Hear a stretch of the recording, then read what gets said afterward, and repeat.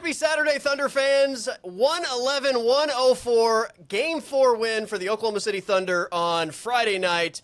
I think that it's going to be a weekend full of joy and excitement and anticipation for Game 5 at the Paycom Center on Monday night. Along with Josh Callaway, I am Colby Daniels. Josh, we did a post-game show last night. We recorded the end zone last night. We talked a lot about this game. I came home and still watched more national coverage on the game, re-watched the game again, and I'm still somewhat in awe of what happened over the final 3 minutes and 20 seconds last night for the Thunder to steal Game 4 and even the NBA Finals series.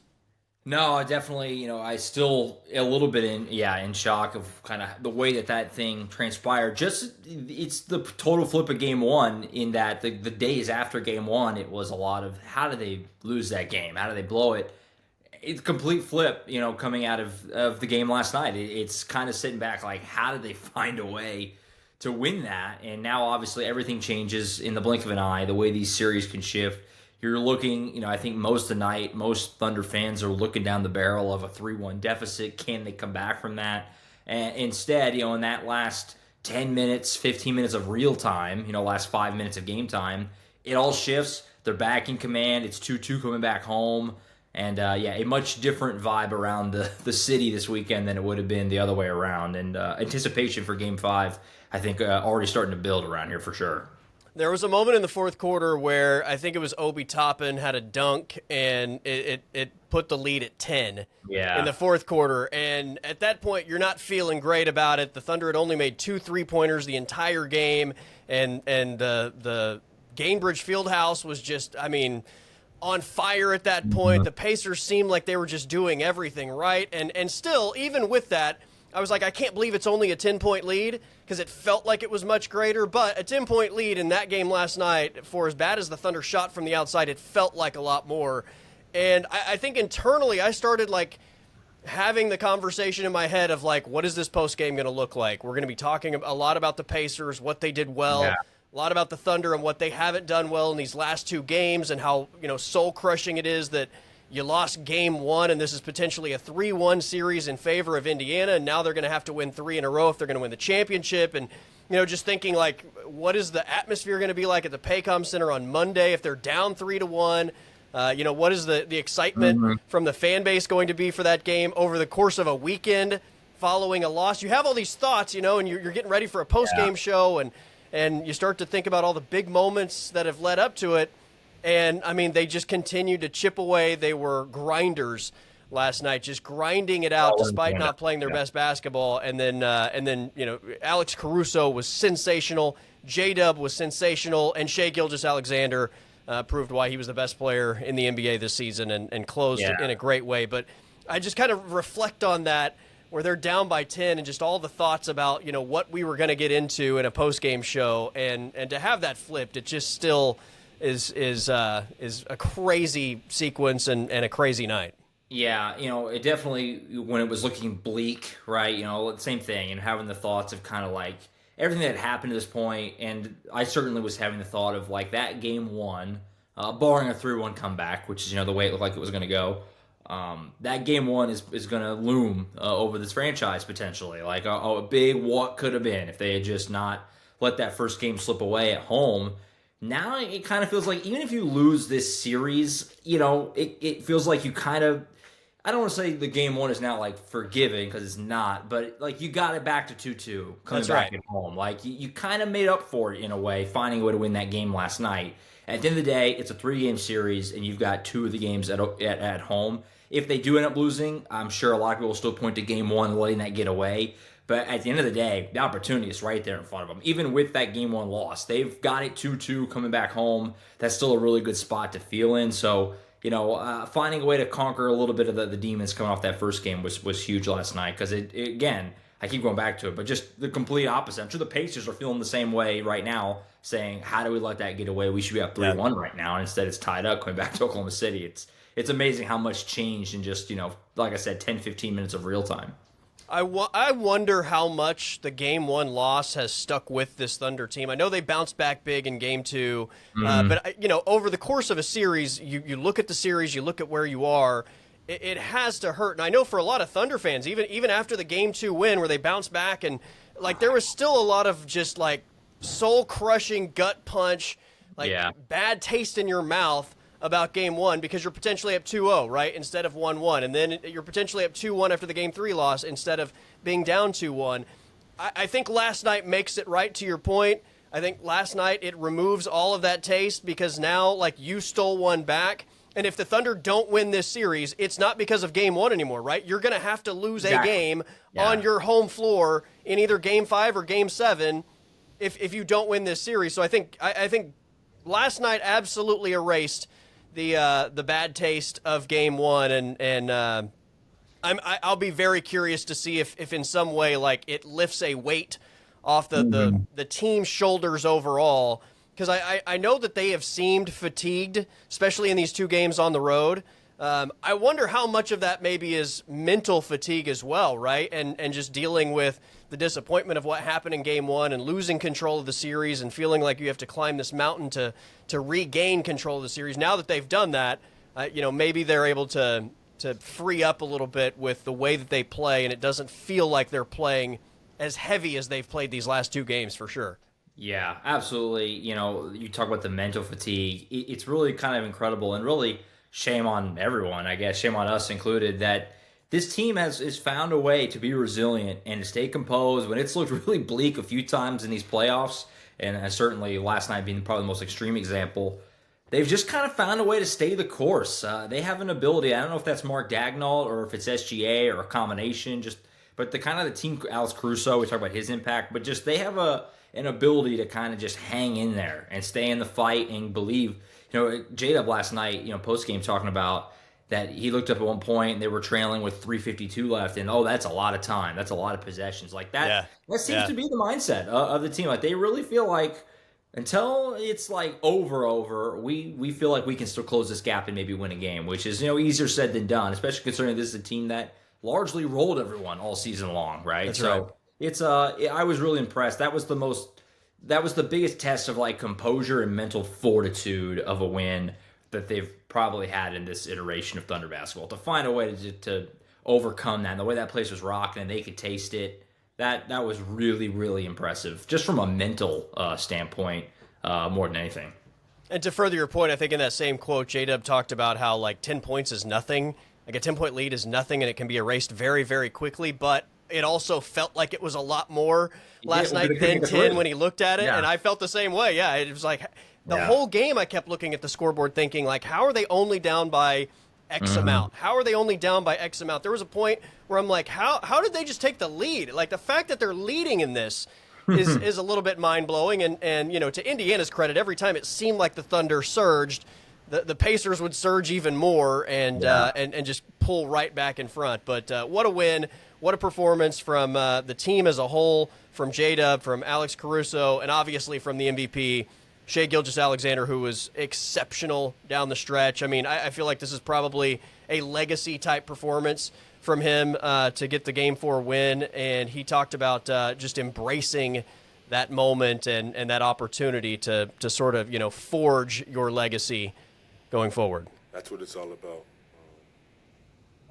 Winning, especially this time of the season, it comes down to the moments. It's going to come down to late game. Every team is good. It's barely going to be a blowout. And it comes down to the moments and who's willing to make winning plays on both ends of the floor. But yeah, I relish those moments, love the moments, good or bad. When I was a kid shooting on my driveway, I would count down the clock for those moments. And now I get to live it, so it's a blessing, it's fun, and I relish it. There you go. You got to love a player that wants to take those shots, right? I mean, everybody says they want to take those shots, but how many players are able to, withstand the pressure of actually being in that moment? It's one thing to do it in your driveway as a kid with no actual pressure. It's another thing to actually do it when the championship is on the line. And, Shai is a cool customer without a doubt. He's proven that over and over and over. But, last night was an iconic performance for him. No, for sure. And I think we all know SGA is obviously incredibly good. He's a top whatever player, 2 or 3. I mean, it was good that he won MVP this year, obviously. But to see him do it when the lights are bright. And, at the end of the game last night, they're down 2-1. It's basically season on the line. For him to just deliver the big three to cut it to 1, and the big shot to put him a lead, and then make some big free throws. He, make some big defensive plays. But, the ability to see him put the team on his back and lift them over that hump to get a win like that on the road. Until you see a guy do it, you never really know. Again, we all know he's insanely good, one of the best players in the world. But, does he have that in him to go do that and win a finals game? Again, kind of, not on his own, but, he was obviously the difference in the last few minutes. That really fires you up, I think, if you're a Thunder fan, for obviously this year trying to win a title, but the future as well. The fact that he can deliver in a moment like that, you need your star to be able to do it. He didn't shrink in the moment at all, and he rose to the occasion, which is they have to have. If you're going to win a championship, your best player has to rise to the occasion, and he definitely did that. He's the headliner for sure. He's not the headliner, though, if Jalen Williams doesn't have the game that he had. For 3.5 quarters, J-Dub was the Thunder's best player, and to even have the opportunity for Shea to do what he did down the stretch of the game, maybe that doesn't happen if J-Dub isn't the guy that is leading the way for the majority of the game. They changed up the rotation. Shea comes out midway through the first when he normally plays the entire first quarter. I thought that it was not only, I think, staggering his minutes the way they did early and taking him out early and just kind of giving him more rest than they normally do. That was obviously big, but I thought especially in the second half, not necessarily that J-Dub was running the offense, but just allowing J-Dub to bring the ball up the floor. Yeah. And then they would get the ball into Shea's hands. He was off the ball when it would get across half court, and then they would find ways to get him his touches at that point, and sometimes he ran the offense, sometimes he got his shots. He had no assists, but I thought just having J-Dub be, a helper in terms of getting the ball up the floor when the Pacers have been so physical with their defense allowed Shea to do that. So you can't overlook the impact that J-Dub had. And I want to play this J-Dub clip. It's on Alex Caruso kind of transitioning past J-Dub, but he was just so phenomenal. I feel like we have to give him his flowers for the overall performance, despite, it really being Shea that made the big shots down the stretch. But on top of J-Dub, Alex Caruso was beyond awesome last night. And this is probably my favorite quote from the entire postgame last night. J-Dub on Alex Caruso. What makes Alex very good is that he's able to figure out what we need and be that. Makes big shots, and then obviously defense speaks for itself, but he's just really smart, so he's kind of like our feeling. He does a really good job of just seeing what the game needs and then doing it at 100%, which is hard to do since he's 100. So, yeah, he's just he's just our glue, on that end of the floor. And then defensively, he's been special, and he'll continue to be that for sure. There you go. He's 100 years old, but he's still getting it done at a high level. Alex Caruso scored 20 points last night. He was plus 14, which was a game high in the plus-minus department. He had 3 rebounds. 2 of those were offensive rebounds in big moments, I will add. 5 steals, 1 block, and only committed 3 personal fouls. I mean, the stat line probably doesn't do him justice. 5 of 7 from the free throw line. Yeah. Even with everything he did last night, his fingerprints were all over the game. No, J-Dub said it perfectly. Whatever the Thunder kind of need him to be, he can be that. He's been so good in this postseason. We just talked about, SJ rising to the moment. J-Dub has also done that in the postseason. It hasn't been always perfect for him, but he was great again last night, like you said. And Alex Caruso has more than done that. I mean, he's the first player ever to not score 20 in a regular season game, and he's now done it twice in the finals. That's never happened before. And that is the most perfect Alex Caruso stat, because it's just when the lights are brightest, he manages to just kind of, again, like J-Dub said, he said it perfectly, whatever the Thunder need him to be, go hit some big threes, sure. Get a big turnover, sure. Big boards, like you just said. He's made some big passes. He's getting tough going to the rim. He's been a little bit of a jack of all trades all postseason. He's a veteran guy who's had no problem coming off the bench, obviously all year. He plays a lot of minutes in the postseason because his minutes have all been great this entire run. He has been so good, it can't really be overlooked. Obviously, SGA is the number 1 guy. J-Dub's your number 2. Chet, obviously, in that big 3. But they do not get this far and without Alex Caruso. If they win the title, he'll be right at the center of it, and I think he'll be pretty beloved around here for a very long time. I think whether they win or not, but obviously especially if they can finish this thing off. Shea's clearly their best player. Shea's the MVP of the NBA. Right. J-Dub is an all-star this year. I mean, Chet is very close to, I think, reaching all-star level. Yeah. But in terms of, like, value, like, you can make the argument that Alex Caruso has been as valuable as any of those three. And the Thunder aren't in the NBA Finals without Alex Caruso. I don't think they get past Denver without Alex Caruso. So, I mean, in terms of value, there's an argument to be made that he's either the most valuable player for this team in the postseason or maybe just behind SGA, he's second most valuable player. Again, that doesn't mean he's the best player or the second best player on the team, but what he brings has been so valuable to this team, and a lot of it just can't be quantified. If you don't understand, I guess, his mentality and how much that rubs off on the team, this is probably the best way to finish this. This was Alex Caruso just on his mentality in the postseason. I want to win. I don't care if it's pick up in September before training camp. I don't care if it's game 45, 50 before All-Star break. If it's game 4 of the finals and you're down 2-1. Like, I want to win, and that's what I'm focused on. And I think over my career, you know, my abilities have gotten better through some work ethic and through a little bit of confidence and understanding the moment and having success in the moment, but really just fighting through failures. I love that. Like, it's just perfect. No, it comes through with the way he plays. I mean, in a sports dictionary, if you look up, you know, winning plays, I mean, his picture should be next to it. Like, he is a definition of that. Doing those little things, the small things that go beyond the box score. His leadership too. He always is kind of there to bring guys back and to kind of say the right things too. He just can't say enough. I've seen some national people say this too, so it's not just like even from a Thunder perspective, but like, he's had one of the greatest postseason runs from like a role player that the league has ever seen. No doubt. The impact, I mean, everyone knows. Like, he is giving them so much. It's been a joy to watch. And we all knew. I mean, when they traded for him last June, you know, it was coming about a year ago now, everyone thought, oh, that's a great pickup. Great pickup, yeah. Even the most, I think, positive, and we all liked it. I certainly loved the pickup. I thought it was going to be a great fit. He has been beyond, I think, the wildest dreams for what he could have, you know, accomplished, and he's been so good throughout this postseason. Obviously, and adding the scoring to the make, it's unbelievable.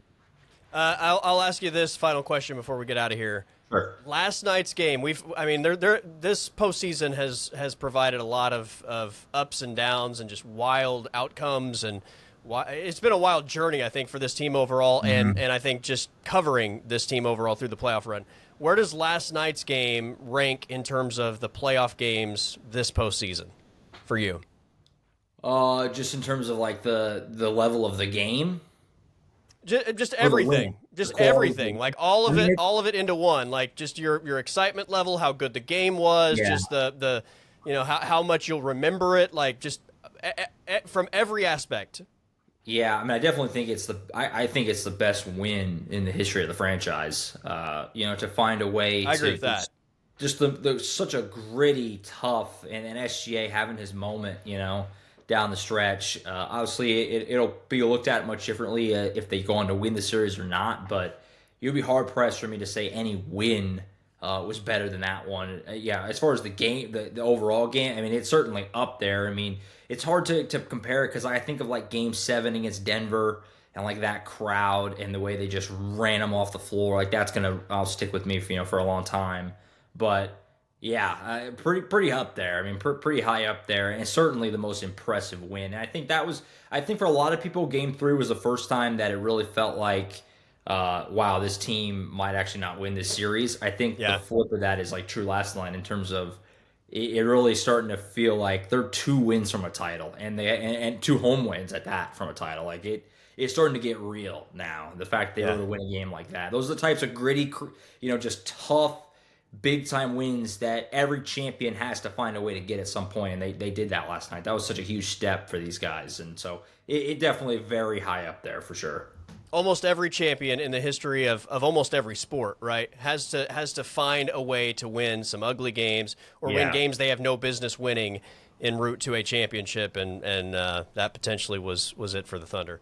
All right, man, we have Media Day tomorrow and then Game 5 on Monday, so a ton of coverage still to come as the NBA Finals is tied at 2 games apiece. 111-104 Game 4 win for the Thunder, biggest win in franchise history. That's Josh Callaway. I am Colby Daniels. Hope everybody has a great weekend. Happy Father's Day to all the fathers out there. Enjoy your Sunday, and we will have pregame coverage and postgame coverage on Monday night from the Paycom Center, Game 5 of the NBA Finals.